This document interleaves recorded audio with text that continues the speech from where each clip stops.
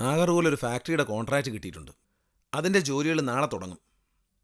ഈ ഒരാഴ്ച ഞാൻ നാഗർകോവിലിൽ തങ്ങേണ്ടി വരും. ഈ പണം അമ്മ കൈവച്ചോളൂ. പൈസ തികയുന്നില്ലെങ്കിൽ ഞാൻ മടങ്ങി വന്നിട്ട് തരാം. ഇതുവരെ രാത്രി ഇരുട്ടിയെങ്കിലും വീട്ടിൽ വരുമായിരുന്നു. ഇനിയിപ്പോൾ അതും ഇല്ലെന്ന് സാരം. നാഗർകോവിൽ നീ തന്നെ പോണമെന്ന് എന്താ എത്ര നിർബന്ധം? അമൃതയ്ക്ക് പോയിക്കൂടെ? ഇവിടെ ഫ്ലാറ്റിൻ്റെ പണി തുടങ്ങിയില്ലേ, അത് നോക്കാൻ അമ്മക്കുഞ്ഞ് ഇവിടെ നിന്നേ പറ്റൂ. 2-3 എഞ്ചിനീയർമാരെ എടുത്തിട്ടുണ്ട്. പക്ഷെ പൈസയുടെ കാര്യം ഞാനും അമ്മക്കുഞ്ഞ് നോക്കിയാലേ പറ്റൂ. ഇങ്ങനെ ജീവൻ കളഞ്ഞ് പാടുപെടുന്നതിന് എന്തെങ്കിലും പ്രയോജനം ഉണ്ടാവുമോ? അതോ അവസാനം എല്ലാം കഴിയുമ്പം അവള് മധുര വർത്താനം പറഞ്ഞ് നിന്നെ പറ്റിക്കുവോ? ദയവ് ചെയ്ത് അമ്മക്കുഞ്ഞിനെ കുറിച്ച് ഇങ്ങനൊന്നും പറയരുത്. ഇങ്ങനെയൊക്കെ ചിന്തിക്കുന്ന എന്നെ മഹാപാപ. അവനൊരു പുതിയ ജോലി തുടങ്ങാൻ ഒരു സ്ഥലത്തേക്ക് പോകുമ്പോ എല്ലാം നന്നായി വരണേന്ന് പ്രാർത്ഥിച്ച് അവന്റെ തലയെ തൊട്ട് അനുഗ്രഹിച്ച് പറഞ്ഞു വിടണം. അതാണ് ഒരു പെറ്റമ്മ ചെയ്യേണ്ടത്. ഞാൻ പറഞ്ഞതിൽ എന്താ തെറ്റ്? എന്റെ മോൻ ചോര നീരാക്കി ജോലി ചെയ്യുന്നു. രാത്രിയെന്നോ പകലൊന്നോ ഇല്ല. ഇതാ ഇപ്പോൾ ഒരാഴ്ച നാഗർകോവിലിൽ പോയി താമസിക്കാൻ പോന്നു. ഫാക്ടറിയും ഫ്ലാറ്റും ഒക്കെ പണിഞ്ഞു കഴിയുമ്പം ലക്ഷക്കണക്കിന് രൂപ ലാഭം കിട്ടും. അതിൽ നേർപകുതി ഇവന് കൊടുക്കുവോ? നീ എന്ത് വിവരക്കേടാണ് ഈ പറയുന്നത്? പാതി വാരം അളക്കാൻ ഇതെന്താ പാട്ടത്തിന് വയലെടുത്ത് കൃഷി ചെയ്യാണോ? ഡേ, നീ ഒരു കാര്യം മറക്കരുത്. രവി മുതലാളി ഉള്ള കാലം മുതൽ ആ വീട്ടിൽ നിന്ന് കിട്ടിയ പൈസ കൊണ്ടാ ഈ വീട് പുലരുന്നത്. കഷ്ടപ്പാടിന്റെ കാലത്തും അവര് വിഷ്ണുവിനെ സഹായിച്ചിട്ടുണ്ട്. ഇല്ലെങ്കിൽ നീയും നിന്റെ മക്കളും പട്ടിണി ഇടുന്നേനെ. അമ്മൂമ്മേ, അമ്മ എപ്പോഴും ഇങ്ങനെ എന്നെ പറഞ്ഞുകൊണ്ടിരിക്കും. കേട്ട് കേട്ട് എനിക്ക് പദം വന്നു. തർക്കിച്ച് നിൽക്കാൻ എനിക്ക് സമയമില്ല. നേരം വൈകുന്നേരം എനിക്ക് നാഗർകോവിലെത്തണം. നീ പോയിട്ടു അമ്മനെ. ഞാൻ അമ്മൂമ്മയോട് പറഞ്ഞില്ലേ, ആ ഹരിശങ്കർ സഹായിച്ചു തന്ന ജോലിയാ, അത് ഭംഗിയായി ചെയ്തു കൊടുക്കണം. എല്ലാം നന്നായി വരുമോനെ, നീ പോയിട്ട് വാ. ആ ഹരിശങ്കറിന്റെ മനസ്സിന്റെ വലിപ്പം പോലെ നിങ്ങളുടെ കമ്പനിയും വളരും. നന്നായിരിക്കും.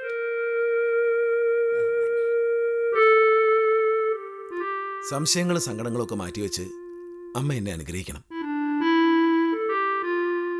ഞാൻ നിന്നെ എപ്പോഴും ശകാരിക്കും എന്ന് വെച്ച് എനിക്ക് നിന്നോട് സ്നേഹമില്ലെന്ന് വിചാരിക്കരുത്. എന്റെ ലോകമേ നീയ. ഒരാഴ്ച നീ നാഗർകോവിലിൽ താമസിക്കുമ്പോ ആ ഒരാഴ്ച എനിക്ക് ഉറങ്ങാൻ പറ്റത്തില്ല.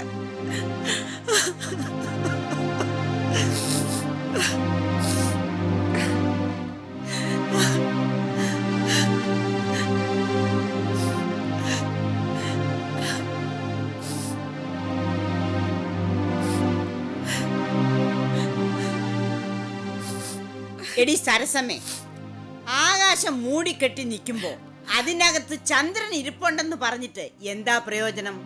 നിന്റെ മനസ്സിലെ വെളുത്ത വാവ് നിന്റെ സ്വന്തം മക്കൾക്ക് പോലും കറുത്ത വാവായിട്ടാണ് ഭവിക്കുന്നത്. അതാ നിന്റെ ശാപം.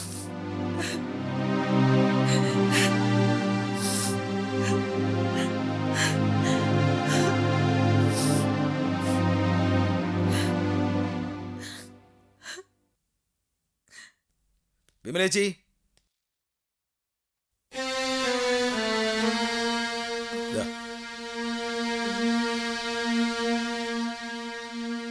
ഇതെന്താ 500 രൂപയെ? നീ എന്താ എനിക്ക് ഭിക്ഷ തരുന്നോ? വിമലേച്ചി, എന്റെ കയ്യിലുള്ളതല്ലേ തരാൻ പറ്റൂ. അമ്മയ്ക്ക് കൊടുക്കണ്ടേ? എന്റെ സ്കൂട്ടറിൽ പെട്രോൾ അടിക്കണ്ടേ? എടാ, പെങ്ങളെ ഭർത്താവ് വിട്ടേച്ചു പോയാ പിന്നെ അവളെ നോക്കേണ്ടത് ആങ്ങളയുടെ കടമയാ. അങ്ങനെ ഒരു നിയമമുണ്ടോ ചേച്ചി? ചേച്ചി വിചാരിച്ചാൽ 1 മണിക്കൂർ കൊണ്ട് തീർക്കാവുന്നതാ പ്രശ്നം. ഒരു ഓട്ടോറിക്ഷ എടുക്കുക, നേരെ സച്ചേട്ടൻ താമസിക്കുന്ന സ്ഥലത്തില്ല. ഓട്ടോ ചാർജ് പോലും അളിയൻ കൊടുത്തോളും. ഞാൻ പല പ്രാവശ്യം നിന്നോട് പറഞ്ഞിട്ടുണ്ട് ഈ ഉപദേശം മാത്രം പറയരുതെന്ന്. ഞാൻ പറഞ്ഞിട്ടില്ല അങ്ങേര് ഇറങ്ങിപ്പോയത്. എന്നോട് എന്റെ മോളോട് സ്നേഹം ഉണ്ടെങ്കിൽ അങ്ങേര് തന്നെത്താൻ ഇവിടെ കയറി വരണം. ചേച്ചിയുടെ തലയിലെടുത്ത് ഞാൻ വിചാരിച്ചാൽ മായ്ക്കാൻ നോക്കൂ? എന്റെ തല ക്ഷൗരം ചെയ്യാനൊന്നും നീ നിൽക്കണ്ട. എടാ, പറ്റുമെങ്കിൽ ഒരു 500 രൂപയുടെ തന്നിട്ട് പോടാ. സത്യമായിട്ടും എൻ്റെ ഇല്ല ചേച്ചി, ഉള്ളത് ഞാൻ തന്നു കഴിഞ്ഞു. ഒരാഴ്ച കഴിഞ്ഞ് ഞാൻ നാഗർകോവിലിൽ തിരികെ വരും. അപ്പോൾ ഉണ്ടെങ്കിൽ തരാം.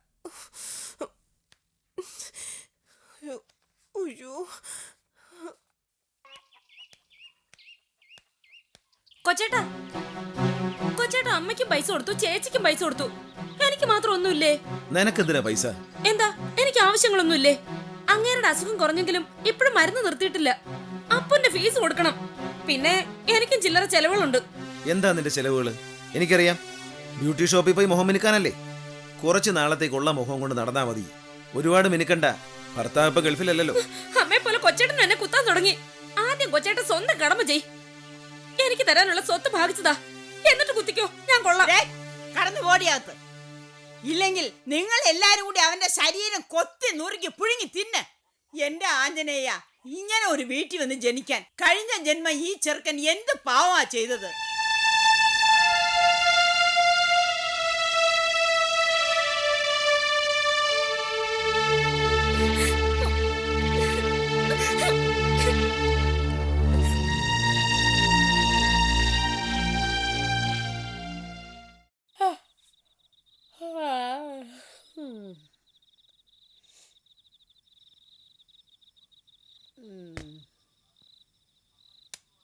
അമ്മയ്ക്ക് ചൂടുവെള്ളം ഫ്ലാസ്കിൽ വെച്ചിട്ടുണ്ട്, ഗ്ലാസ്സും ഉണ്ട്, കണ്ടല്ലോ.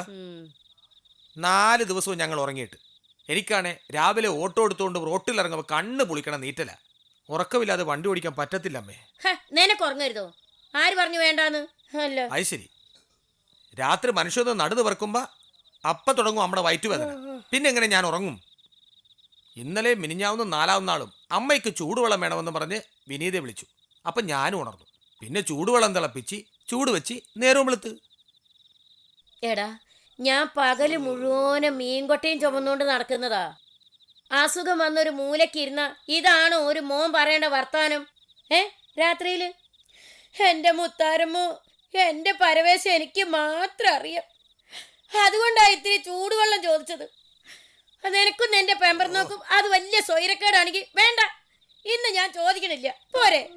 പോരാ. ഇന്ന് അമ്മയ്ക്ക് കുടിക്കാനുള്ള ചൂടുവെള്ളം ഫ്ലാസ്കിൽ അടച്ചു വെച്ചിട്ടുണ്ട്. വിനീതയുടെ കയ്യിലുണ്ടായിരുന്ന കാശ് കൊണ്ട് അവൾ ആ ഫ്ലാസ്ക് വാങ്ങിച്ചു വെച്ചത് അമ്മയ്ക്ക് വെള്ളം കുടിക്കാൻ. അപ്പൊ പിന്നെ ആ പരാതി തീർന്നല്ല. അമ്മ ഇന്നെങ്കിലും ഞങ്ങളൊന്ന് ഉറങ്ങാൻ സമ്മതിക്കണം. ഓ, ഫ്ലാസ്കിലെ വെള്ളത്തിന് ചൂടൊന്നും ഉണ്ടാവില്ലടാ, അതങ്ങ് തണുക്കത്തില്ലയോ? ഇല്ല, തണുക്കത്തില്ല.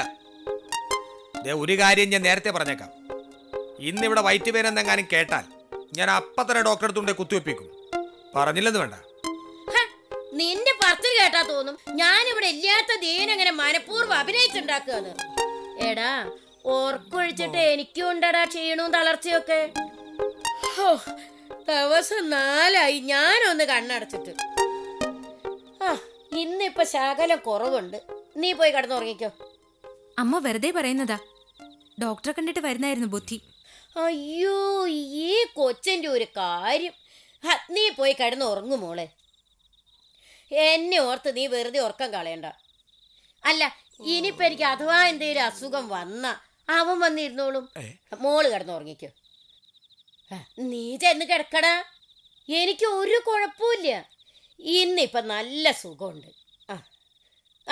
പോയി കിടന്നോ.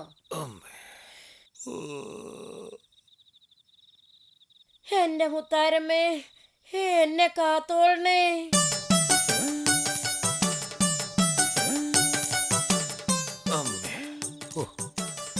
അങ്ങനെ സ്വസ്ഥതയെ ഇന്നെങ്കിലും ഒന്ന് ഉറങ്ങണം. ഇന്നുറങ്ങാന്ന് വിചാരിക്കണ്ട. അതും ശരിയാ. അമ്മ ഇപ്പൊ വിളിക്കും. എഴുന്നേറ്റ് ഓടിച്ചെല്ലാം മോൻ റെഡി ആയിട്ടിരുന്നോ. എനിക്ക് ഏതായാലും ഇന്ന് ഉറങ്ങണം.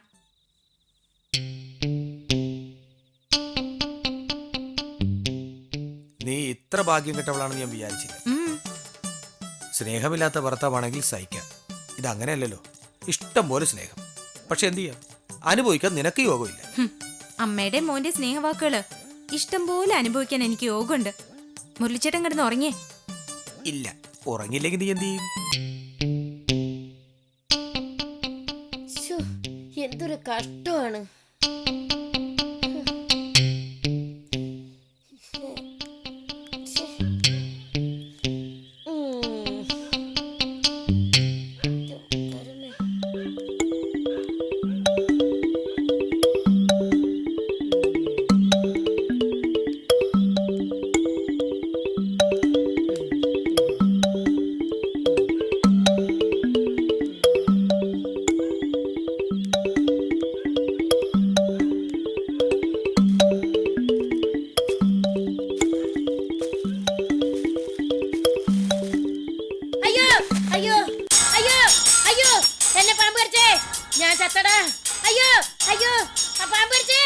എന്താ?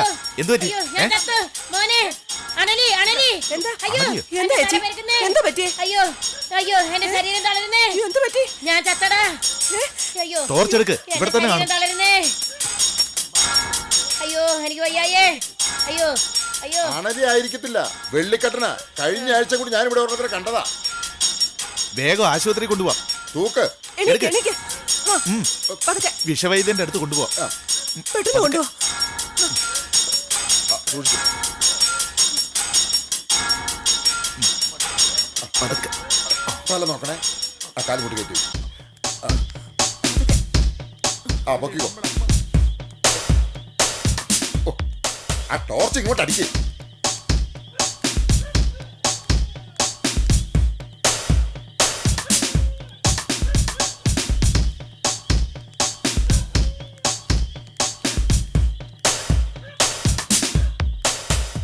മുരളി, എന്തു പറ്റി? അമ്മ അണലി കടിച്ചടാ. അയ്യോ, ഈ വെട്ടവും വെളിച്ചവും ഇല്ലാത്ത സമയത്ത് നാരായണ ചേച്ചിക്ക് പുറത്തിറങ്ങി നടക്കേണ്ട വല്ല കാര്യമുണ്ടോ? ഒന്നും പറയണ്ടടാ. ഇതിലെ വാ.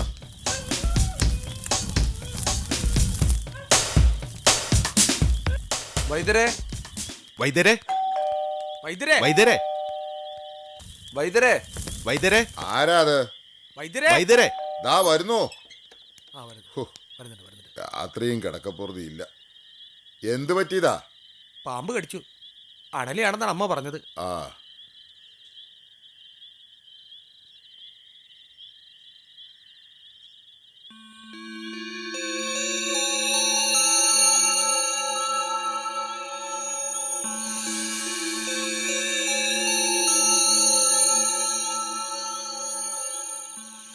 കടിപ്പാടൊന്നും തെളിഞ്ഞിട്ടില്ല. അണലി കടിച്ച ലക്ഷണങ്ങളും കാണാനില്ല. ഏയ്, ഒരു കുഴപ്പമില്ല. കണ്ണുകളിൽ നിറമാറ്റമൊന്നും കാണുന്നുമില്ല. അണലി വിഷം ശരീരത്തിൽ കയറിയ സ്ഥിതി ഇങ്ങനെയൊന്നും അല്ല. അണലിയെ കണ്ടെന്ന് അമ്മ പറഞ്ഞത്. കണ്ടതുകൊണ്ട് കടിക്കണമെന്നില്ലല്ലോ.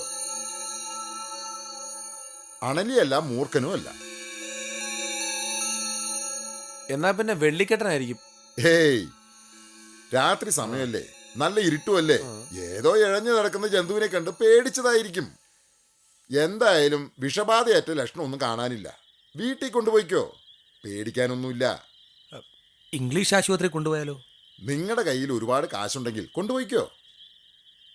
ഈ സ്ത്രീ അണലി പോയിട്ട് ഒരു തേള് പോലും കടിച്ചിട്ടില്ല. വലിയ ആശുപത്രി കൊണ്ടുപോയാ വല്ല അമോണിയോ മറ്റോ പഞ്ഞിയിൽ മുക്കി മണപ്പിക്കും. ബോധം തെളിയുമ്പോൾ തുടരെ തുടരെ കുത്തിവെക്കും.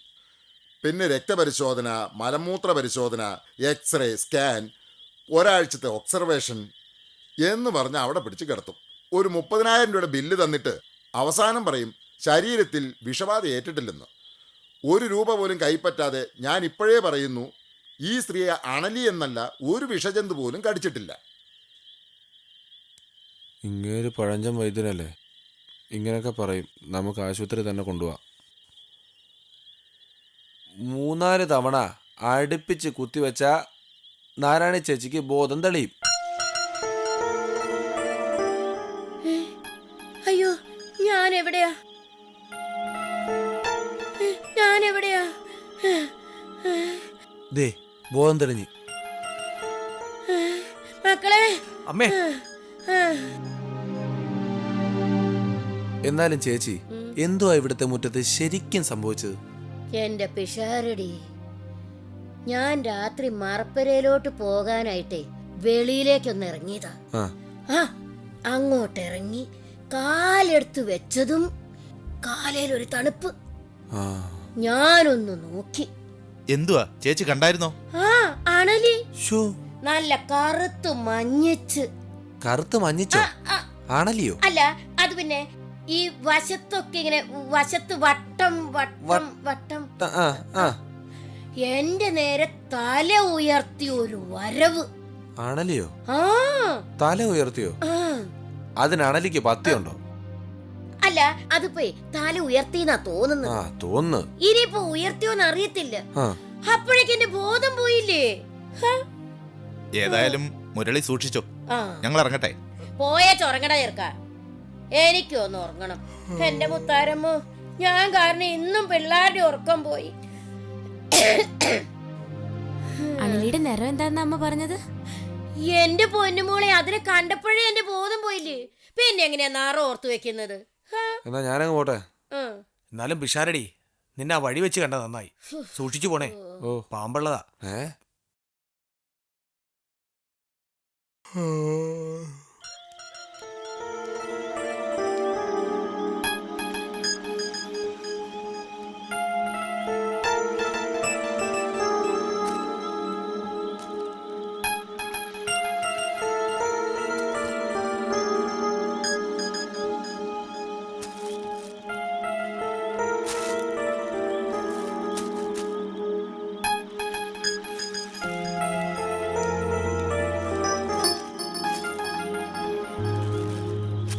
അയ്യോ, എന്താ മണി 2:30 മുരളിച്ചേട്ടൻ വന്ന് കിടക്കുന്നുണ്ടോ?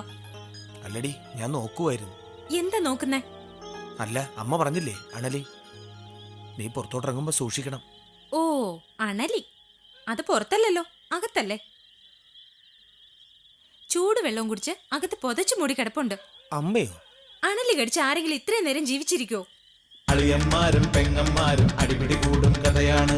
ആങ്ങളമാരും നാത്തുമാരും തമ്മിലടി